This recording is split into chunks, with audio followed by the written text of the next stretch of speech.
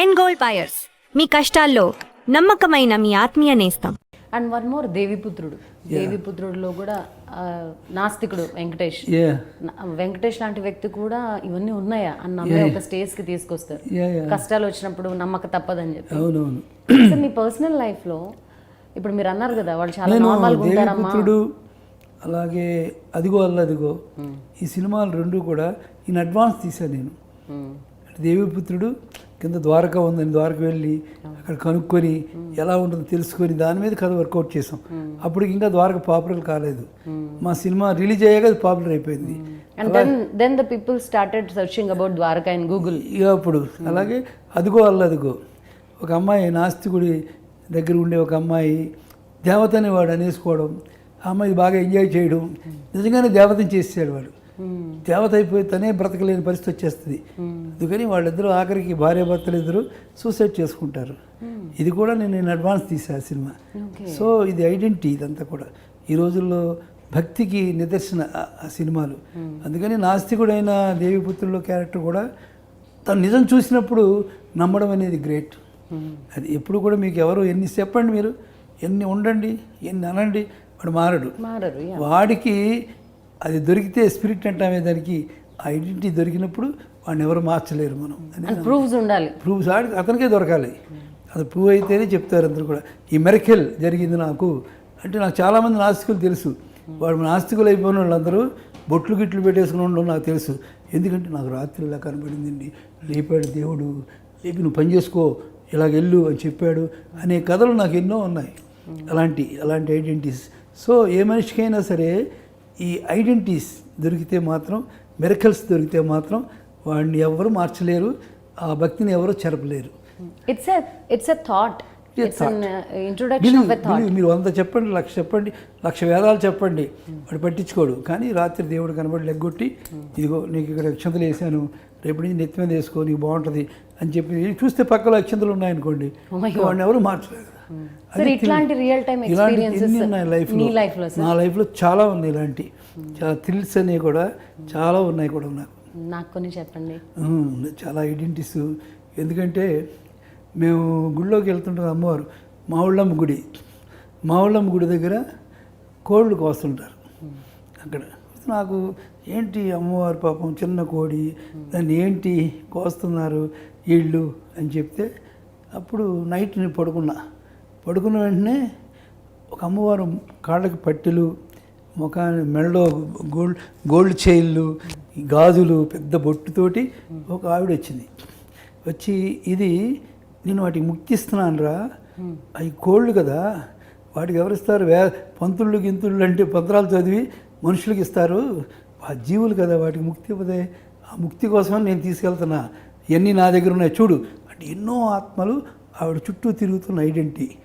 అలా అయిన తర్వాత నాకు ఆవిడ చూసిన వెంటనే ఒకటి అనిపించింది, అరే మా ఇంట్లో వాళ్ళకి చెప్పాలి నేను అని వెనక్కి తిరిగి పిలవబోయిన కల్లో వద్దు అని డిసప్పేర్ అయిపోయింది ఆవిడ. ఇలాంటి ఐడెంటిటీస్. ఎప్పుడు సార్ అది? ఇది నాకు 74 ఆ టైంలో అది. అందుకని ఇలాంటి ఐడెంటిటీస్ అన్నీ కూడా నాకు చాలా ఉన్నాయి. అవన్నీ నేను అమ్మోరులో అన్నీ కూడా పెట్టి, అమ్మోరు రావడం, పురుటి పోయడం, ఒక అమ్మాయి పురిటింట్లో ఈవెన్ ఆర్ఆర్ అక్కర్లేదండి దేవుడికి, దేవుడే ఆర్ఆర్. ఎందుకంటే దేవుడు ఓం అనే దాంట్లోనే గొప్ప ఆర్ఆర్ ఉంది. అందుకని నమ్మితే దేవుడికి ఉన్న ఐడెంటిటీ ఇంకెక్కడా లేదు. అలాగా నాకు చాలా ఇవన్నీ తెలుసు. అలాగే సాయిబాబా గారిని కనపడడం కానీ, చెప్పడం కానీ, ఎప్పుడైనా తప్పు చేసినప్పుడు సాయిబాబా గారు వచ్చి కొట్టడం కానీ, ఇలాంటి ఐడెంటిటీస్ అన్నీ నా కళ్ళలో వస్తుంటాయి. ఇది చాదస్యం కోసం చెప్పుకునేది కాదు, ఇది బిలీఫ్. సో మనం నమ్మిన డివోషనల్ లుక్కి దానికి అర్థం ఉంది అనేది మనకు తెలుస్తూనే ఉంటుంది. మనకి ఆ ఐడెంటిటీని బట్టి తీశాను కాబట్టి నాకు ఈ డివోషనల్ ఫిల్మ్స్ అన్నీ కూడా, మన అమ్మూరు కానీ, దేవుళ్ళు సినిమా చిన్నపిల్లవాడికి అమ్మవారికి నువ్వు ప్రసాదం పెట్టి ఇప్పుడు వస్తానంటాడు, అమ్మవారు పెడతాడు, తినేస్తాడు, తినేసి ఖాళీగా ఉంటాడు, వచ్చి కేకలేస్తాడు, ఎదురా అంటే అమ్మవారు తినేసింది అంటాడు. వాడే నమ్మడు పూజారి, నువ్వు తినేసి ఇలా చేస్తావంటే అమ్మవారిని నువ్వు చెప్తావా లేదా, నేను జంజం తెంపేస్తాను, నన్ను తిడుతున్నారు అందరూ అంటే, అమ్మవారు చెయ్యి కడగలేదారా, ఇంకా అది థ్రిల్లు. కళ్ళు తిరిగి పడిపోయారు జనం అందరూ కూడా. సో అలాగే అమ్మూరులో జాతరలో అంతా అవుతున్న చిన్నపిల్ల తల ఇలా అని నేల మీద కాలు కొడుతుంది ఇలా, అంతే. థియేటర్ అంతా పూనకాలు వచ్చినాయి. కాలు కొట్టడంలో ఏముందండి, డివోషన్. సో డివోషన్ స్పిరిట్లో చాలా ఐడెంటిటీస్ ఉన్నాయి. ఆ ఐడెంటిటీసే నడిపిస్తాయి డివోషన్. ఆ డివోషన్ నేను నమ్ముతా. అలాగే అయ్యప్ప కొండకి వెళ్ళినప్పుడు కూడా నాకు ఎన్నో మిరకిల్స్ ఉన్నాయి. మేము ఒకసారి అయ్యప్ప కొండకి వెళ్ళి అంతా చూసిన తర్వాత వెళ్ళాలి. 36 మందికి రైల్వే టికెట్లు. బయటకు వచ్చిన తర్వాత మా బస్సు దొరకలే. మా బస్సు ఏమో ఎక్కడో టెలిఫోన్ ఎక్స్చేంజ్ దగ్గర ఉందని చెప్పారు అందరూ. అది ఎక్కడో తెలీదు. ఇంకొక అరగంట అయితే ఈ టికెట్లన్నీ క్యాన్సిల్ అయిపోతాయి. ఏం చేయాలి అంటే నేను ఒకటే చెప్పా, అయిపోయింది కదా ఇంక పడుకుందాం, ఏం చేస్తాం, కూర్చొని అందరం కూర్చున్నాం. ఇది టర్న్ అని ఒక చిన్న పాత జీప్ వచ్చింది. 20 years బాయ్. ఎక్కడికి వెళ్ళాలి మీరు అని అడిగాడు. ఇలా టెలిఫోన్ ఎక్స్చేంజ్ రా బాబు, అది ఎక్కడుందో మాకు తెలియదు అన్నాం. అవునా, ఎక్కగలరు మీరందరూ ఈ జీప్ అన్నాడు. 30 మంది ఎలా ఎక్కామో తెలియదండి జీపు.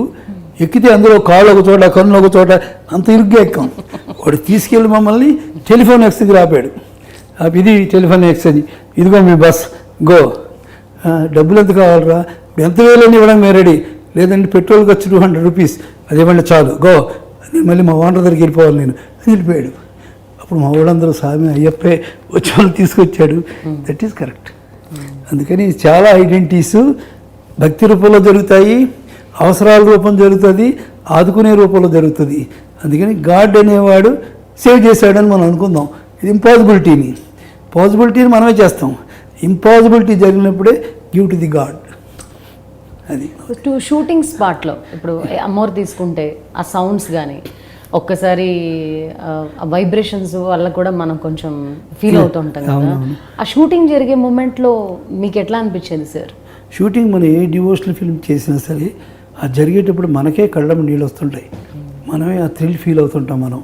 మేము ఒకసారి అరుంధతి సినిమా అప్పుడు అరుంధతి కొబ్బరికాయలు కొట్టే సీన్ ఉన్నప్పుడు అక్కడ ఒక మంట పెట్టినప్పుడు అక్కడ స్పిరిట్ వేసాడు.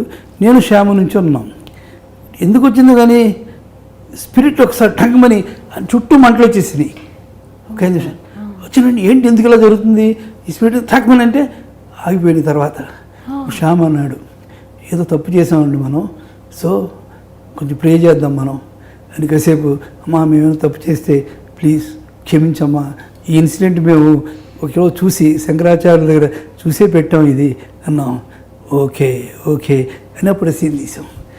సో ఒక మంచిది మనం ఏదైనా చేసినప్పుడు we should take the permission from the devotional atmosphere. దేవుడి దగ్గర పర్మిషన్ తీసుకున్నట్టుగా ఒక మాట అనడం వల్ల తప్పు లేదు.